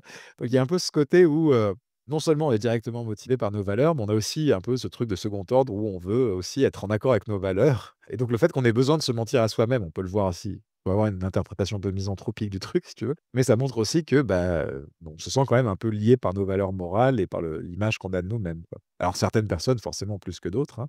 Ça, c'est un truc intéressant, c'est quelque chose qui est étudié en psycho, social et morale. Il y a, l'importance que les gens donnent à la morale dans leur vie, c'est un truc qui varie en fait, selon les personnes. C'est une sorte de trait un peu variable. Il y a des gens pour qui c'est beaucoup plus central que d'autres. Mais en tout cas, c'est quelque chose qui influence le comportement. Est-ce que les gens pour qui la morale est importante dans la vie, est-ce que ça se retrouve dans les comportements ou Ouais, que alors j'ai genre, plus ouais. les trucs en tête, mais oui, c'est quand même censé avoir un effet, sur, comportement, genre donation, charité et cetera. Faudrait que je retrouve, j'ai plus très j'ai ça fait un petit moment que j'ai pas fouillé cette littérature, mais oui, une des raisons pour lesquelles, en tout cas, cette échelle existe et a pas mal été utilisée, c'est qu'elle prédit un certain nombre de choses, en tout cas. Moi, j'imagine qu'en tout cas, bon, la plupart des gens dans la société ne pourraient pas genre torturer des gens pour avoir quelques gains, quoi. Donc, je pense que les gens ont quand même respecteraient certaines valeurs fondamentales. Pour les valeurs très importantes, genre les gens seraient peut-être pas prêts à tuer ou à torturer pour des choses. Mais est-ce que pour des trucs où ils peuvent peut-être plus facilement, comme disait, plus facilement le justifier et donner bonne conscience, est-ce que là, ils vont peut-être plus facilement ne pas respecter leur morale ou tout comme ça? Ouais, ouais, bah, en fait, moi, ce que je pense, c'est que, en fait, la plupart des beaucoup d'actes horribles dans les sociétés sont faits pas contre les valeurs morales ou en dépit d'elles, mais, parce que les gens arrivent à les accorder avec leurs valeurs morales, voire au nom de la morale, quoi. Ça, il faut voir, hein, on a toujours l'impression que c'est bien que les gens agissent selon leurs valeurs morales, mais c'est pas du tout clair que ce soit le cas.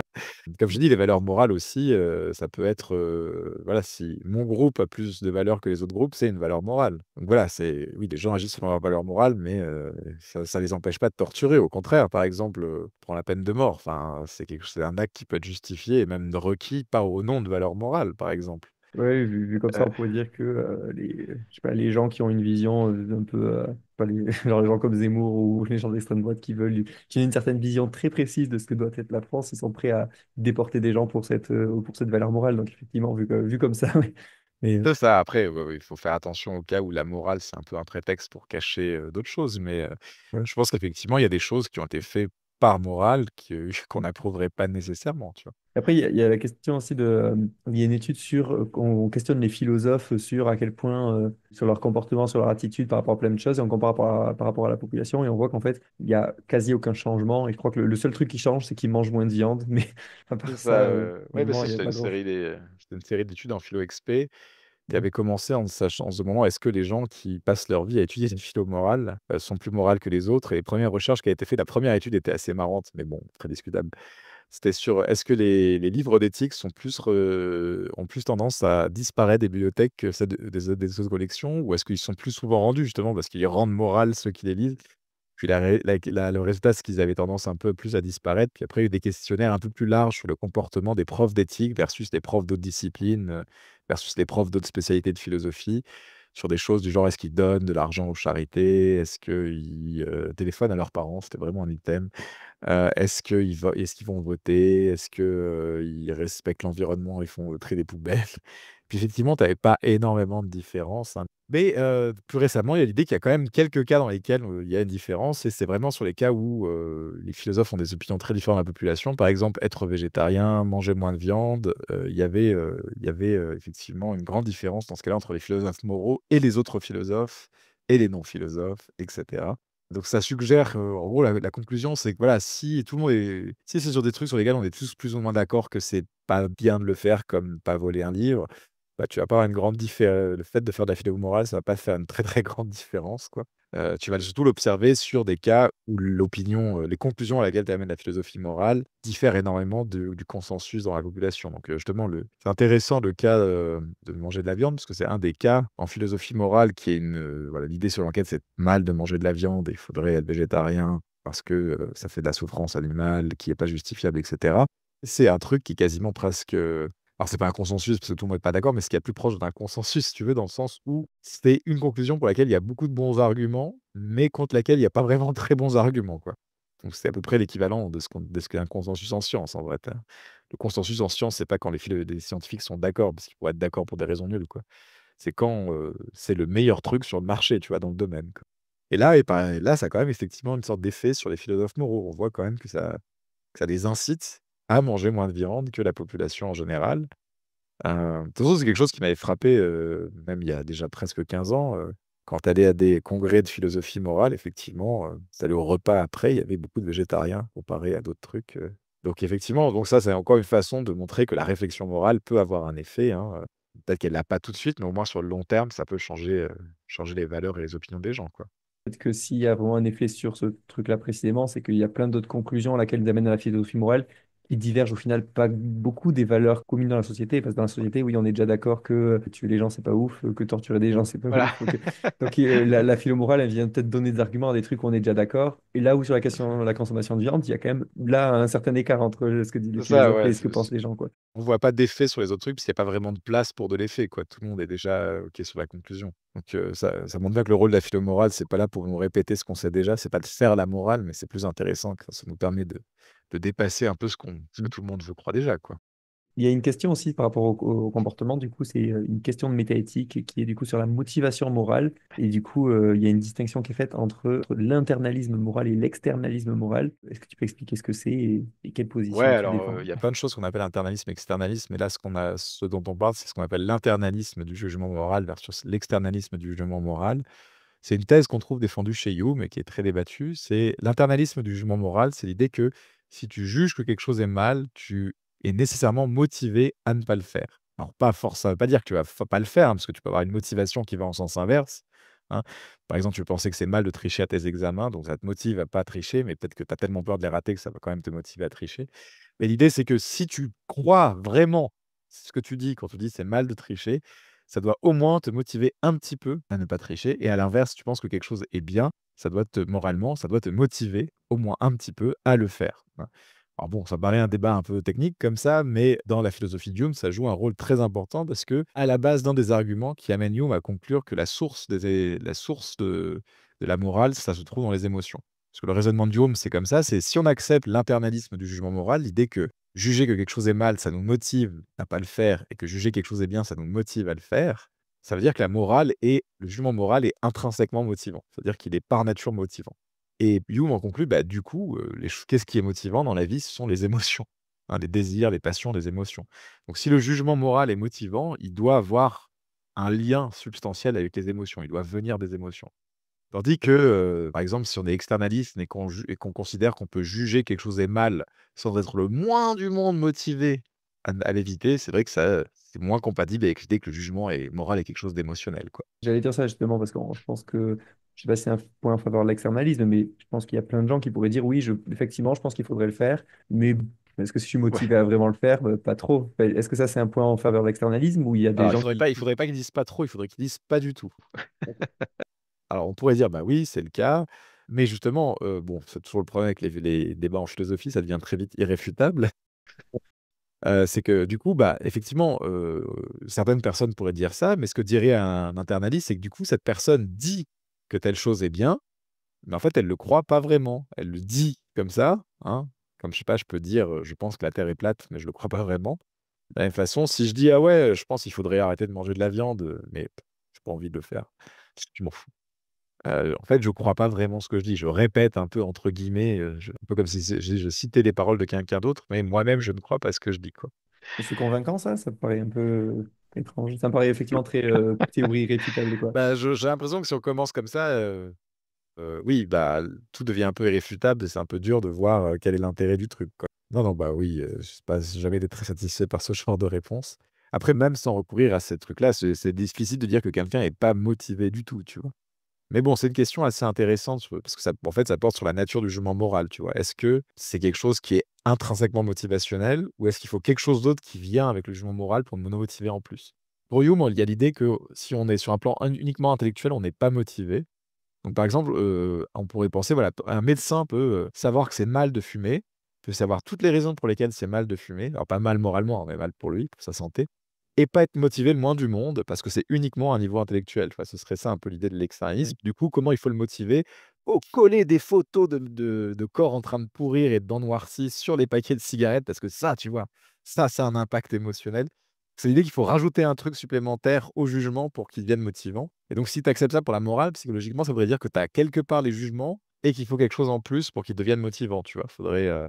Il faudrait un mécanisme supplémentaire par lesquels ils deviennent motivants. Est-ce qu'on retrouve d'ailleurs au niveau du genre des motivations morales différentes? Est-ce qu'on trouve que est-ce que les valeurs morales, parce que Ouais, politiquement, en tout cas en psychosocial, il y a plusieurs trucs que j'en avais déjà parlé, du coup, par exemple, au niveau de l'orientation à la dominance sociale, où il y a vraiment des tendances au niveau du genre. Est-ce qu'en ouais. psychomoral, on retrouve aussi des tendances au niveau du genre ou moins? Oui, oui, oui, oui. Alors, bon, une qui a pas mal été étudiée, qu'on retrouve souvent, il y a cette idée, par exemple, justement, dans le dilemme du trolley, dans les dilemmes un peu pareils, les hommes sont un peu plus utilitaristes que les femmes en général. Il y a un peu encore, cette idée, est-ce que la souffrance individuelle, justifie, le bien commun? Et il semble qu'il y ait une sorte de déconnexion entre les 2.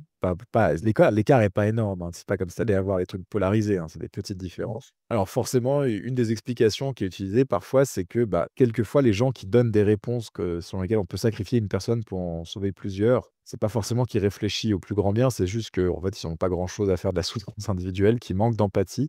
On sait que Oui. le manque d'empathie, prédit le fait de donner des réponses plus, utilitaristes dans le cas du dilemme du trolley, et on sait que, en général, l'empathie est un peu plus développée, en général, chez les femmes, en tout cas, dans ce genre d'études-là. Donc ça pourrait être une explication possible. Il y a quelques différences comme ça, mais là, j'ai pas de différence énorme dans la littérature à rapporter, dans les études qui ont précédé, en fait, les années 2000, dans le paradigme qui précédait ça, c'était, un paradigme par Laurence Kohlberg qui étudiait le développement moral, et Laurence Kohlberg a une élève qui s'appelle, Carol Gilligan, qui a créé l'éthique du care. Et l'idée de Carol Gilligan, à la base, c'était ça, c'était que finalement, les morales, féminines et masculines étaient très différentes parce qu'elles s'appuyaient pas sur le même type de justification, hein. L'idée que, la morale féminine était plus basée sur le souci pour des individus particuliers, et les morales masculines étaient plus sur la justice, l'idée qu'on est des êtres égaux, qui dépendent pas les uns des autres, qui vivent sous forme de contrat. Le truc, c'est qu'en fait, malgré ces déclarations, on n'a jamais trouvé de différence aussi forte dans les études sur les styles entre femmes et hommes. En tout cas que je connaisse. Il y a des petites tendances si tu veux, mais il y a pas de différence massive entre les 2. En tout cas pas que je connaisse là, Oui. après je connais pas tout, j'ai peut-être raté des trucs, mais en tout cas je crois pas qu'il y ait de super différences, qui soient très connues entre les genres sur ces trucs-là. J'adorerais qu'on trouve des différences, ce serait très intéressant. Ce serait surprenant, tu aurais un truc, Oui. donc j'ai aucun problème, mais c'est juste qu'effectivement je crois pas qu'il y ait, en tout cas, dans le consensus actuel, l'idée que tu des différences majeures entre les 2, quoi. Oui. En tout cas, comme je disais, en psychosocial politique, sur l'orientation et la dominance sociale, donc le fait d'être plus favorable à des politiques inégalitaires, des systèmes où il y a des dominants et des dominés, où il y a et être réfractaire à diminuer les inégalités. Et ça, il y a systématiquement ça se trouve un peu partout, c'est presque une constante que les hommes ont Exact, ouais. toujours en moyenne évidemment, hein, mais il y a toujours un peu plus de SDO, d'orientation et de dominance sociale. Ouais, ce serait marrant, mais il y a sûrement des différences, de genre, par exemple, sur les fondations de Hate, mais c'est vrai que c'est pas quelque chose dont on parle beaucoup, donc je les ai pas Oui. forcément en tête. Peut-être que sur la liberté, c'était plus des mecs, un truc comme ça, faudrait que je vérifie. Mais ouais, il y a pas de grandes leçons, il y a pas les hommes viennent de Mars et les femmes viennent de Vénus en psychologie morale, quoi. Oui. Après, enfin, là, donc le truc de Diane de Mars-Vénus, ça fait très, en référence à ce vieux livre, c'est très Non, mais essentialiste. c'était pour Après, rire. on peut vraiment, ouais, parce que pour le coup, il y a vraiment de différence, même s'il faut pas les essentialiser, quoi. D'ailleurs, je parlais sur le dilemme du tramway. Là, il y a des tendances aussi en termes de profil. Donc, tu disais, les hommes ont tendance à faire un peu plus le Ouais, choix utilitariste. On reviendra ouais. là-dessus, vu que c'est contestable comme terme. Et du coup, il y a aussi des profils, du genre, je trouve que c'est les gens qui intellectualisent plus le choix en général, ou il y a aussi des profils par rapport à certains profils de personnalité.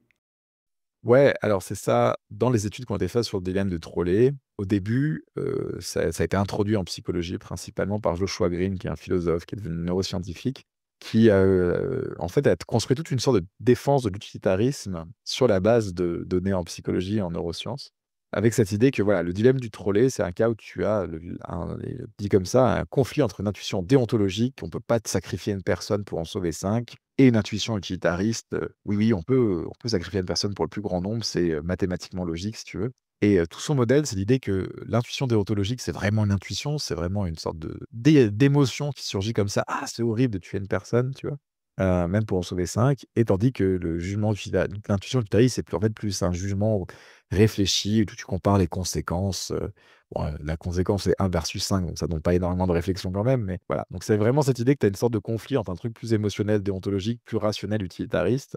Et un des résultats qui va un peu dans ce sens, mais bon, ne prouve pas la théorie, encore une fois, on peut toujours dire de prouver une théorie juste parce qu'elle fait une prédiction qui est juste, c'est qu'effectivement, les gens qui ont un style cognitif plus réflexif sont plus utilitaristes en général. Alors qu'est-ce que ça veut dire un style, cognitif plus réflexif? Ça veut dire des gens qui font moins confiance à leur trip, quoi. Moins confiance à leurs émotions, tu vois? Qui ont plus du genre, alors ça peut être mesuré par des questionnaires genre personnalité. On demande aux gens à quel point vous faites confiance à vos intuitions, à quel point vous êtes d'accord pour dire que vos premières impressions, elles sont fiables, vous pouvez vous fier à vos tripes et cetera. Ou ça peut être fait avec des exercices de raisonnement dans lesquels il y a une réponse intuitive mais fausse et en regardant à quel point les gens sont capables de se dire: «Attends, oh là, mais je vais peut-être pas donner cette réponse parce que même si elle a l'air très évidente, elle est peut-être fausse, quoi». Effectivement, les gens plus réflexifs sont plus utilitaristes, mais bon, c'est pas clair ce que ça montre, hein. Donc il y avait un peu cette idée de peindre un tableau un peu rose justement, de la réponse utilitariste, hein. Mais il y a d'autres études qui ont été utilisées pour montrer que bon, on peut prendre ça à rebours, hein. Donc il y a des études qui montrent que, bah, les gens qui scorent plus haut sur les mesures de psychopathie sont aussi plus utilitaristes, que la réponse utilitariste dans les dilemmes, bah, c'est aussi la réponse où tu sacrifies des gens, c'est marrant, quoi, hein. Donc si tu trouves que c'est marrant de sacrifier des gens. Il y a des études qui prennent le trolley, hein, qui demandent aux gens: «Est-ce que c'est correct de détourner une personne pour en sauver 5?» Donc les gens disent «oui». Et après il y a un scénario où on dit: «Mais est-ce qu'on pourrait ce serait acceptable de détourner un train sur 5 personnes pour en sauver une?» Et là, il y a quand même toujours une petite majorité de gens qui disent «oui», qui ont dit «oui» au premier, qui disent «oui» au deuxième, tu vois? C'est clair qu'il y a une partie de la réponse utilitariste, que c'est juste des gens qui en ont rien à foutre, quoi. Mais pour C'est une qui majorité carrément? non, non, non, non, une minorité, je veux dire. Ah oui, mais Non, non, heureusement pas, mais bon, tu vois, il y a cette réponse-là, elle a pas une psychologie unifiée, quoi. Tu as les gens qui sont ouais, utilitaristes, pas parce qu'ils sont réflexifs, mais juste parce qu'ils en ont rien à faire. ouais. Un autre point sur lequel je voulais aller, c'est justement sur le fait que dans pas mal d'études, il y avait ce truc que, comme quoi le dilemme du tramway, on l'interprétait comme il y avait le choix utilitariste et le choix déontologue, mais en fait, c'est Mmh. complètement contestable. Et il y a un article là-dessus que tu as fait avec François Jacquet qui est vraiment chouette, je trouve, qui montre qu'on peut l'interpréter ça complètement différemment et que, je sais pas s'il va expliquer un peu le protocole, mais qui permet de montrer que bah, non, en fait, avec rien que les choix que font les gens à ce genre d'études, on peut pas vraiment dire, on peut pas faire des profils de gens comme il y a Ouais. les gens utilitaristes et les gens déontologues, que ça marche pas comme ça, quoi. Ouais, c'est ça, et une façon dont ça a un peu dérivé cette littérature aux mains des psychologues, mais aussi des philosophes, hein. Il y a pas que les psychologues qui sont en tort. C'est un peu cette idée que, ah bah, puisque tu as le trolley, que ça te permet de voir ceux qui donnent une réponse déontologique et utilitariste, tu vas faire une sorte de profil du c'est un peu comme si c'était des traits de personnalité déontologiques et utilitaristes, puis à partir de là, tu vas faire un profil de ce que c'est un déontologue, un profil de ce que c'est un utilitariste. Mais une des objections qui est faite à ça, c'est que la réponse utilitariste dans le trolley, elle est pas forcément utilitariste. C'est la réponse que donnerait un utilitariste, sacrifier une personne pour le plus grand nombre, mais elle est pas forcément motivée par des raisons utilitaristes. Donc déjà, juste un exemple très simple avant de rentrer dans le truc qu'on a fait, c'est que, bah, la plupart des gens vont dire que c'est acceptable de détourner le train sur une personne pour en sauver 5, mais très peu de gens vont dire que c'est obligatoire, tu vois? Tandis que si tu es un utilitariste à la base, tu devrais dire que non seulement c'est acceptable, mais en plus, je devrais le faire, déjà en général. Et de ce qu'on a fait avec, François Jacquet justement, c'est, des études dans lesquelles on a donné des scénarios type trolley aux gens pour, mesurer un peu combien de réponses utilitaristes ils donnaient, tu vois? Mais après on a créé des scénarios dans lesquels il y a des réponses utilitaristes, mais qui sont pas forcément des dilemmes moraux. Hein, donc par exemple, il y a des scénarios, c'est ce qu'on appelle des crimes sans victime, ce qu'on a vu tout à l'heure. L'idée, c'est que si tu es utilitariste, si tu les crimes sans victime pour toi, c'est pas mal parce que ça maximise pas le tu vois, si tu nettoies les toilettes avec ton drapeau national, on s'en fout, ben, ça change rien au bonheur dans le monde, tu vois? Donc il y a rien de mal. Pareil, ce que tu fais avec ton poulet une fois qu'il est mort, à la limite, tu es en train d'augmenter le bonheur dans le monde, tu vois? Donc ouais, il y a aucun problème. Si tu es utilitariste, si tu es vraiment utilitariste, tu devrais pas avoir de problème avec ça. Ou par exemple, on a tout un tas de scénarios qu'on appelle éthique exigeante, c'est les cas où, l'utilitarisme, en fait, une des objections à l'utilitarisme, c'est que comme c'est, la théorie qui te dit que la bonne action, c'est celle qui maximise le bonheur dans le monde, souvent l'utilitarisme, en vrai, il te demande de sacrifier beaucoup toi-même, hein. Par exemple, si tu vas au cinéma ce soir, l'argent que tu as dépensé pour les cinémas, en fait, tu aurais pu en faire un meilleur usage en le donnant à des associations humanitaires. Donc c'était vraiment utilitariste aussi, tu dois te sacrifier toi-même, pas juste les autres en les poussant sous des trains, tu vois? Donc on a aussi des questions, on demandait aux gens: «Est-ce que c'est mal pour une personne, par exemple, de choisir, de redécorer sa maison plutôt que de donner l'argent à des gens qui sont dans le besoin?» Tu vois? Donc on regardait à quel point les gens étaient utilitaristes dans tout un tas de situations différentes. Vous avez en fait isolé du coup des traits associés à l'utilitarisme et regardé si est-ce qu'ils sont liés ou pas quoi. On va dire par exemple le fait de c'est pas Ouais. vraiment directement utilitariste que d'être contre le fait de condamner des crimes sans victime, mais c'est associé à un C'est raisonnement ça. utilitariste. C'est ce que devrait dire un utilitariste dans chaque situation. Puis on a regardé effectivement si, est-ce que les gens qui donnent la réponse utilitariste dans les dilemmes, où il faut sacrifier une personne, vont aussi la donner dans les crimes sans victime en disant que c'est pas grave, ou dans les scénarios où il faut sacrifier en disant que les gens ont le devoir de se sacrifier. En fait, ce qu'on trouve, c'est qu'il y a aucune corrélation entre ces trucs-là quasiment. C'est que c'est pas parce que tu donnes la réponse utilitariste dans un cas que tu la donnes dans un autre. Donc, tu peux pas traiter l'utilitarisme comme une sorte de trait de personnalité qui a un sens en dehors de la philosophie, quoi. Il y a pas, enfin, c'est pas une dimension sur laquelle les gens se rangent vraiment, en dehors des études de philosophie, quoi. Ouais. Peut-être que quand on fait de la philo morale, on a peut-être du mal un peu à se décentrer, où on fait des bonnes catégories, on a envie que tout soit cohérent, et après c'est toujours un peu difficile de se projeter dans la tête des gens qui réfléchissent pas là-dessus, et qui on peut pas les ranger dans des catégories comme ça marche pas quoi. Ouais, ouais, ouais, bah, c'est ça. Bah, le truc, c'est que c'est intéressant la psychomorale parce que c'est quelque chose qui a puisé beaucoup de concepts de la philosophie. C'est toujours marrant de voir cet échange où, nouvelles questions sont posées parce qu'il y a des concepts qui passent de la philosophie dans la psychologie. Mais effectivement, des fois, les concepts sont pas forcément opérants dans le champ de la psychologie. Voilà, les gens ont pas des théories morales toutes prêtes dans leur tête, quoi. En vrai, tu vois, s'il y a encore des gens qui posent des fois la question: «Est-ce que les gens sont déontologues ou utilitaristes?» La question, c'est, probablement ni l'un ni l'autre. Il y a pas de sens, ils ont des fois des réponses qui collent plus avec la déontologie, des fois plus avec l'utilitarisme, mais c'est pas des catégories qui permettent de décrire finement, la psychologie des gens, quoi. Et tout comme en politique, c'est pareil. Par exemple, on va dire les concepts comme gauche, droite, c'est des concepts qui sont assez clairs en sciences politiques. Mais c'est difficile de dire, enfin, on peut le dire dans le langage courant, cette personne est de gauche. Il y a des fois où ça marche pour beaucoup de gens. Si on veut vraiment faire un profil des gens, effectivement, les gens vont avoir des idées, des fois des idées de gauche, des fois Mmh. des idées de droite. Et oui, il peut y avoir des contradictions, mais effectivement, nous, quand on fait la philo, peut-être qu'on aime bien ne pas avoir de contradictions, mais la plupart des gens, ils vont pas chercher à se dire, est-ce que toutes mes prémices sont cohérentes? Je sais pas. Ils vont pas. Voilà. Oui, les gens ont des opinions et puis, ils cherchent pas forcément d'unité centrale. Je dirais que c'est quand même différent gauche-droite et utilitariste, déontologique dans le sens où, j'ai l'impression qu'il y a une sorte de rétroaction où quand même les concepts gauche-droite sont des concepts auxquels les gens vont s'identifier, donc ils peuvent finalement devenir une sorte de catégorie, pas forcément parce qu'ils sont, pertinents au départ, mais parce que c'est des noms de groupes auxquels les gens peuvent s'identifier, tu vois? Je pense que ça serait un peu la différence. Peut-être que si on arrivait à populariser super bien les concepts de déontologistes et d'utilitaristes, on créerait des gens utilitaristes parce que les gens auraient besoin de se ranger dans telle ou telle case et donc on commencerait à avoir des gens utilitaristes, tu vois? Je suis d'accord, je voulais dire, au-delà de l'identité, effectivement, je pense que les gens peuvent s'identifier fermement, mais c'est la différence, ben, on en parlait dans le tout dernier épisode d'ailleurs avec Shaikh Alicis, sur le fait qu'il y a ce que les gens auxquels s'identifient, mais ce qu'ils défendent vraiment. Et il y a des gens qui peuvent te dire, oui, je suis de gauche, mais quand on creuse, peut-être qu'ils sont ils ont peut-être plein d'idées de gauche, mais au moins, ils peuvent tout à fait avoir une idée de droite. Au final, ils peuvent avoir des idées réactionnaires au milieu. Ouais, ouais, ouais. On peut... Non, mais c'est ça, des fois, les identités, elles deviennent presque vides, et elles remplacent les idées, c'est pareil pour les religions. Il y a des gens qui peuvent s'identifier de la même religion, mais c'est pas clair qu'ils aient beaucoup d'idées en commun, tu vois? Même sur le dogme, Ça fait penser en métaphysique, il y a justement par rapport à la question de est-ce que les gens sont réalistes ou pas. Donc, bon, est-ce que l'idée de la question de est-ce qu'il existe on va dire, une morale objective indépendamment de ce qu'on pense, mais il y a aussi la question de que pensent les gens par rapport à ça. Et en fait, là aussi, c'est hyper dur. On peut pas dire est-ce que de manière générale les gens sont réalistes ou pas. Ben, ça dépend et surtout que c'est même pas ça dépend des gens. C'est que pour une même personne, les gens, on peut pas dire est-ce que cette personne est réaliste ou pas. Ça dépend ça dépend de plein de choses. C'est pas forcément cohérent, quoi. Ouais, c'est ça, il y a effectivement eu des études là-dessus. Est-ce que les gens pensent que la morale, c'est quelque chose d'objectif? Donc, est-ce qu'ils sont réalistes en morale ou est-ce qu'ils pensent que c'est subjectif? Et il y avait un peu c'est quelque chose qui avait un intérêt philosophique parce qu'en fait, dans ces débats-là, tu as classiquement un peu l'idée que le réaliste moral, celui qui pense que la morale est objective, il a un peu le high ground, tu vois? Il a la position par défaut parce qu'il y a vraiment cette idée, hein, que tu trouves dans la littérature en philosophie morale, c'est par défaut, les gens sont réalistes et pensent que la morale est objective. Donc c'est aux gens qui rejettent cette idée de défendre ça, d'expliquer pourquoi ils ont tort, tandis que le réaliste, il te dit: «Ah ben moi, c'est ma position, c'est celle que tout le monde accepte. La morale existe et est objective», tu vois? Alors bon, déjà, en fait, quand tu enseignes, en tout cas au lycée, quand tu parles avec les collègues, tu sais que ton problème, c'est que tous tes élèves sont subjectivistes moraux. En fait, tu vois? Pour eux, ça a pas de sens, le réalisme moral, en général. Ouais. Donc je sais pas qui est ce sens commun pour qui la morale est clairement objective. Tu là, genre, bon. Mais surtout quand donc les philosophes expérimentaux, les psychologues ont essayé de mesurer ça. Alors souvent, une méthode qui est utilisée la plus fréquente, c'est de présenter aux gens des petits débats. On dit: «Voilà, il y a la personne A, elle dit: «Moi, je pense que, torturer des chatons, c'est mal».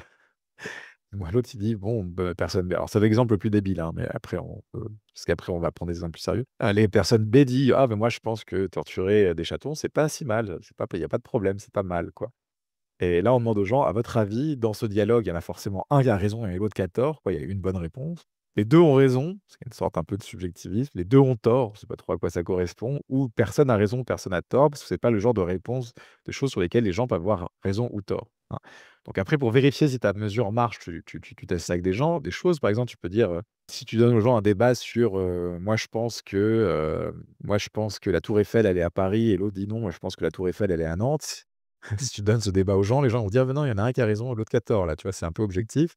Sinon, il y a si tu dis, il y en a si tu fais un débat entre, il y en a moi je préfère les hamburgers du McDo et moi je préfère les hamburgers de chez Burger King, là, les gens vont plutôt dire, bah, c'est un truc dans lesquels, personne n'a raison et Mhm. personne a tort parce que, c'est chacun ses goûts et cetera. Après, tu fais ça avec des trucs moraux, justement. Et alors, qu'est-ce que tu obtiens? Eh ben, tu obtiens que c'est le bordel, en fait. Parce que si tu pars sur des trucs hyper évidents du genre, effectivement, je pense que torturer des petits bébés, c'est mal. Ah non, moi je pense que c'est pas mal. Là, les gens vont dire: il y en a un qui a raison et l'autre qui a tort». Mais dès que tu rentres sur des trucs un peu flous du genre, parce que l'euthanasie, par exemple, c'est bien ou mal, bah là, les gens vont dire: «Bah, il y a pas raison, il y a pas de tort, c'est chacun son truc», tu vois? Donc ça, c'est même pas que les gens sont réalistes ou pas réalistes, c'est vraiment au cas par cas, quoi.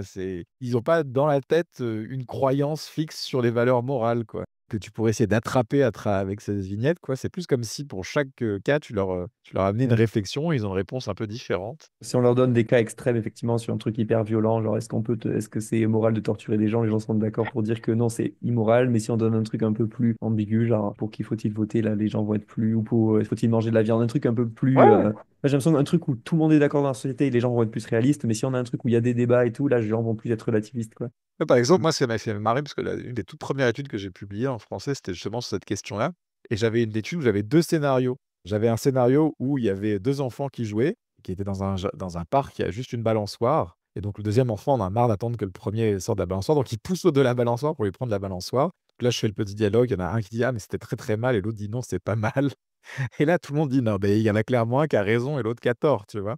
Et après, juste après ça, je leur donne un scénario de Hate où tu as un frère et une sœur qui ont des relations incestueuses, bah, adultes, hein, ce coup-ci, adultes consentantes. Et là, les gens sont: «Ah, c'est compliqué quand même, quoi», je sais pas. Et en plus, c'est vraiment les gens ont vu les 2 vignettes, tu vois? Donc pousser les gens des balançoires, ça, c'est objectivement mal, mais l'inceste entre personnes consentantes, la morale, c'est un peu subjectif, vous le savez. J'étais là: «Bon, OK». C'est-à-dire que là, bah, c'est vrai que c'est un truc assez commun du coup des questions psychomorales. Là, pour le coup, autant il y a quand même des gens qui vont faire des jugements négatifs ou pas, mais ils vont pas pour autant ils vont pas prétendre non plus qu'ils ont raison de faire ce jugement. Ils vont se dire que chacun a son avis, quoi. C'est ça. Après, effectivement, ce que j'avais dans mon étude, c'est que plus les gens font un jugement négatif, plus ils ont quand même tendance à trouver qu'il est, objectif, quoi. C'est-à-dire, c'est plus facile pour les gens de se dire: «Ah, je sais pas», quand ils sont pas sûrs eux-mêmes ou que leur jugement est moins intense, mais bon, après, quand même, pousser un enfant d'une balançoire, c'est pas non plus trop extrême, tu vois? Je pense que j'aurais pu prendre tu vois, j'avais pas eu besoin torturer des chatons, juste ça, c'était suffisant pour avoir des gens hyper réalistes, quoi. Voilà pour cette première partie. Dans la suivante, on va continuer à parler de différentes expériences de psychologie morale et on va aussi aborder des questions de méthodologie comme celle de la reproductibilité des études ou le débat méthodologique autour de la psychologie évolutionniste, entre son apport et ses critiques. J'espère que cette première partie vous aura intéressé et qu'il en sera de même pour la deuxième qui sera disponible la semaine prochaine.